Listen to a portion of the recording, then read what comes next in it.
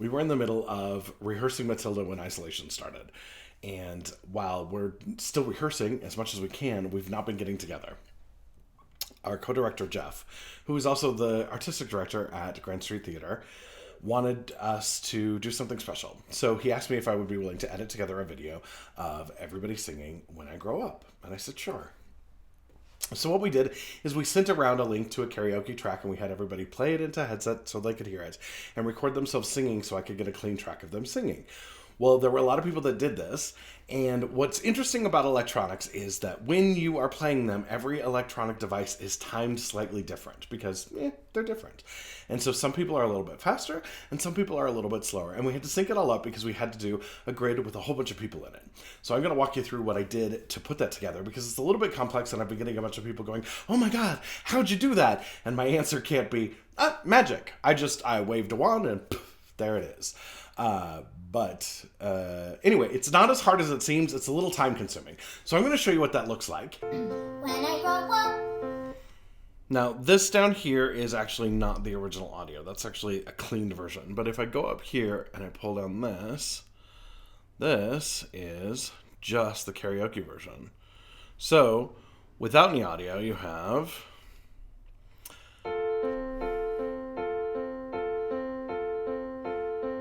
Oh, you don't hear her.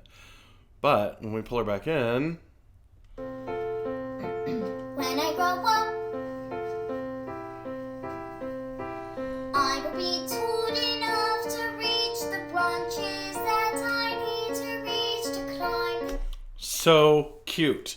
But when we get everybody stacked, see this whole big stack here of people? We have, well... Let's just say that everybody sings a little bit jazzy when they're not singing with everybody else, because unlike when you're with a choir where you can kind of hear everybody and you're breathing together and you have a conductor and everything's just done really well, when you're singing on your own, you tend to want to be artistic, especially when you have so many talented people like we have in this group.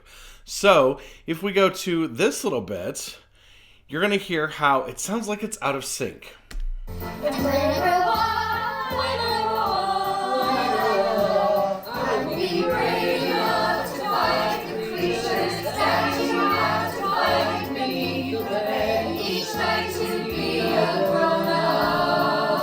But if you listen to any one track, it's actually not out of line, at least not enough for you to notice it. Because what it is some people are coming in a little jazzy, they're coming in just slightly late, or they're holding a note a little bit long, or they're changing a little bit of the syncopation that goes on in there. And that's just normal, that's what everybody does. But when we put it together, that becomes a fun moment for everyone.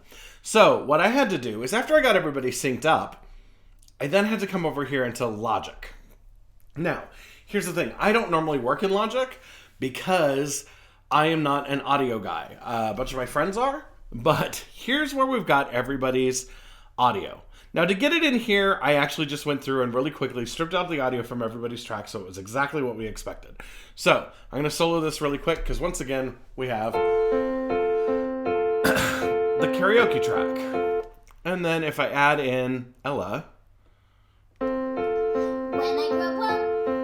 Adorable again. And we can add Owen.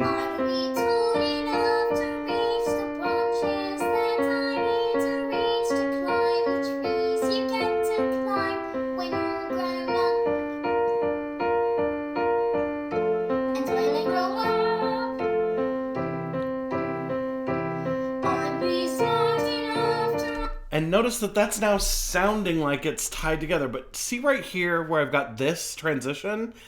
I had to cut a little bit of Owen out. So let's actually... No, I want to stretch it. There we go. So now we can see the original wave of Owen singing. Well, those aren't exactly the same. And if I zoom... Oh, that's not what I want to do. Zoom controls are different. I don't know my keyboard shortcuts in here.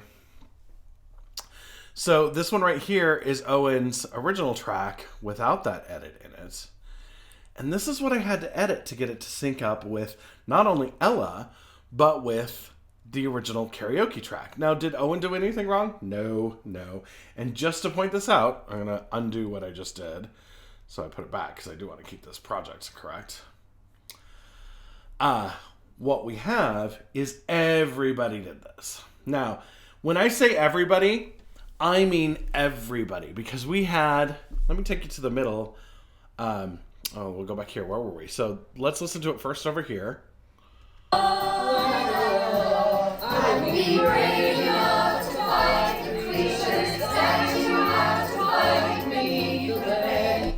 So it's a little bit off there.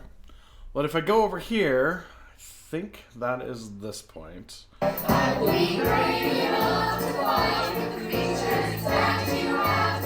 Now those are all the same tracks in both places, but what I've done here is I've gone through and I've removed little bits and I've retimed little bits to make everything go together. Now, this seems like it's really scary and kind of overwhelming, but literally all it is you go in, you pick a track. So say I wanted to retime a little bit of Britney right here. I would cut the track, remove a little bit of it, and then I can move it just to give it a little bit better time. Okay? Again, I'm going to undo that because I've already retimed this and Britney was fine. But that's what you do to get everybody to sync up. Now, when I bring it back over into Final Cut, okay, so then I have to bounce it really quick. I do what's called bounce, which in every other program in the world is called export, because we're adults. Now, if I do it right now while I've got this selected, it's only going to pull out Britney's song, so I need to make sure that I'm not selecting anything before I do it. But then bounce, project or selection, and then I can make it an AIFF file, and I want to always set this to 48,000 bits. For the sample rate, it'll sound better when you're dealing with video. So that's all you do. You click OK, and it's going to make you a video, or make you an audio file. Let's go ahead and quit out of this. Don't save, because I don't want to save any of those changes. So now, we're back in here, and again...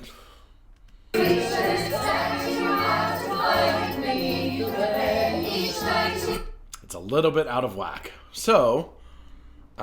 what we can do is I'm going to go over to where I got everything. So we have that. We take that out and we take the clean version. Oops. And drag it back underneath.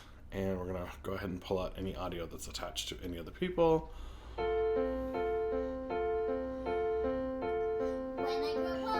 Super cute. And we want to make sure it syncs up at the end. So...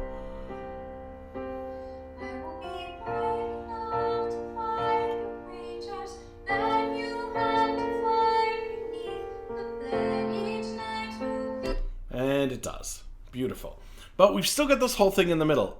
We've especially got one of our co-directors on a pogo stick, because that's a good way to end isolation for you. So we've got all these pictures with everybody in there, but we didn't want to have everybody sitting in a grid. Now let me show you, because I've got that grid. Here's where we've got it.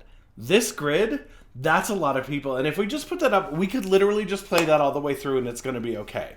But there's a couple of things that happen, because remember, I've moved everybody's voices a little bit, so now they're offset from their faces. But it's not enough that you're going to actually notice. So I don't need to change anything else in the video other than making sure that I mute all of the video tracks so they don't have any audio in them. If you notice, they're all muted down to 0. Because all of their audio is now in this clean part, okay? So, when I go to this area where I've got 5 kids up,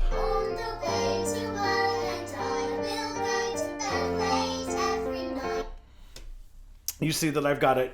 It's close enough. Everybody sees that their face is up there, and you can hear all the kids, and you don't have a moment of going, ooh, their lips don't match up. Why? Because you're enjoying the video. And so when we have this whole thing...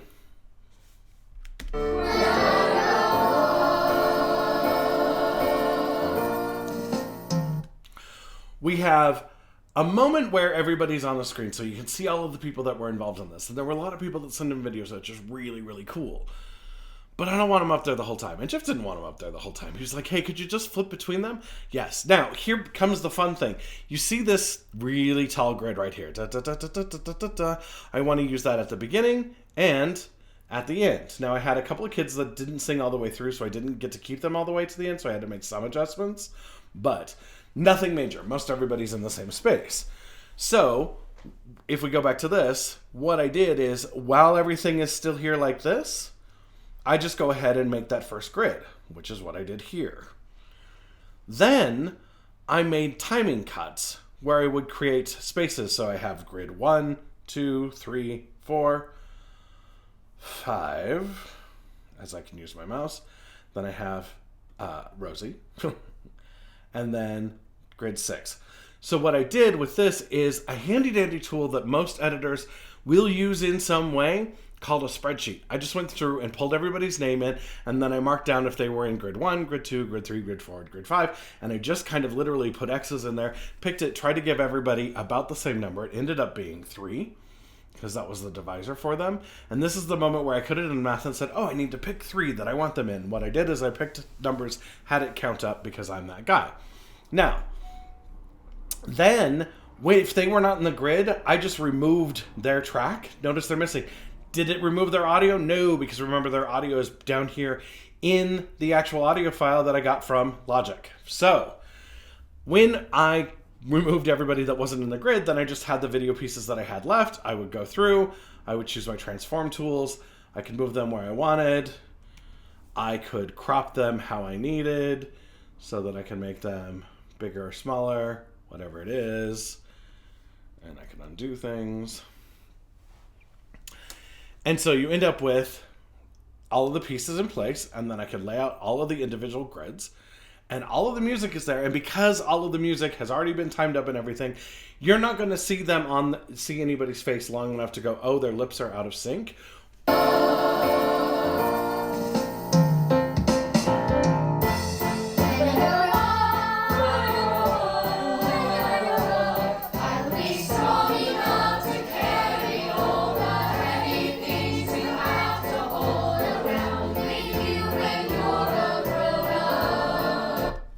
Now, this just means that once we did the beginning with everybody in the grid, and then I wanted to end with everybody in the grid, and then we have this whole big part where there's no singing. So if I go back to the original, so there's no singing. If you notice right after this point, I really don't have a lot of people singing. I had a couple people sing the whole way through, but not a lot.